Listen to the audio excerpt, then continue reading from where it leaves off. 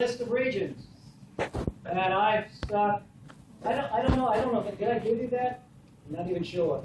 Easy to create, but it's just a list of regions that were used to determine what region your states were in. So that's just a list, and the data validation means we can pick from that. The trick is when you pick something, like let's do the mountain.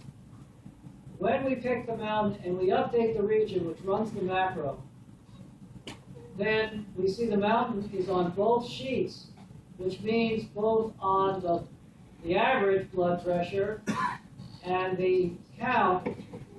We've chosen macro up here. So that's the idea, is you make that choice in your pivot table, and you record it, and you find out how the macro expresses that choice. Let's go to the get the developer up.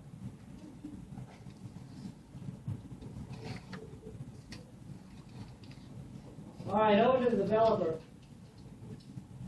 and the macro. You can see here that there's this stuff, the sheets, pivot tables, region, clear all filters, current page, all of that would have come from the recorder. But which sheet we're working with, the sheets object is like the worksheet object, but a worksheet object is particular to worksheets, and the sheets will take chart sheets, it will take any kind of sheets. In this case, the worksheets would work as well.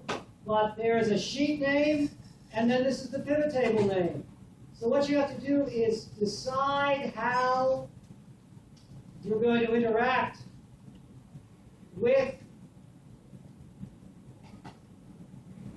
the table so that when you make this choice, so this will undoubtedly be a variable. So there'll be a text variable that you'll stick in, and you'll get that variable from this cell.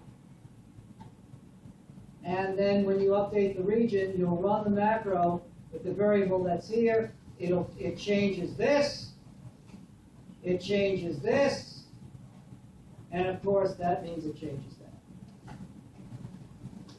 So not terribly difficult, but we have a sheet object to be concerned with, because we have to go to specific worksheets to find the right pivot table and to specific pivot tables.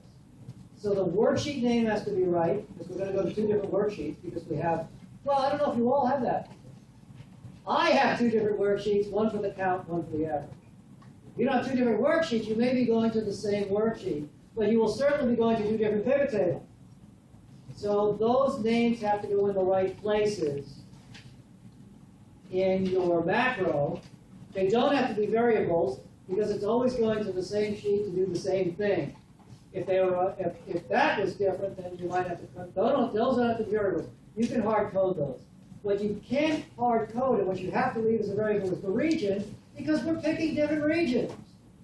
That can't be hard coded. That has to be dependent on the cell, on the description that we picked from our list. So again, not that tough, but thinking logically through it, using the macro recorder to help us. As you can see, mine was not a big macro. And that takes us through the macro, the adjustment of our dashboard adjustment. And then the next big one after that is the pivot table. That's the end, and it's kind of involved. But I definitely want to do that one, because that is a form with input in it, and that's good. And I don't know, I have to look and see what other ones we have graded. Because we're only going to grade the ones that show in the graded sheet, and that's not everything that's in the graded. Okay? Okay, let me do that to the screen.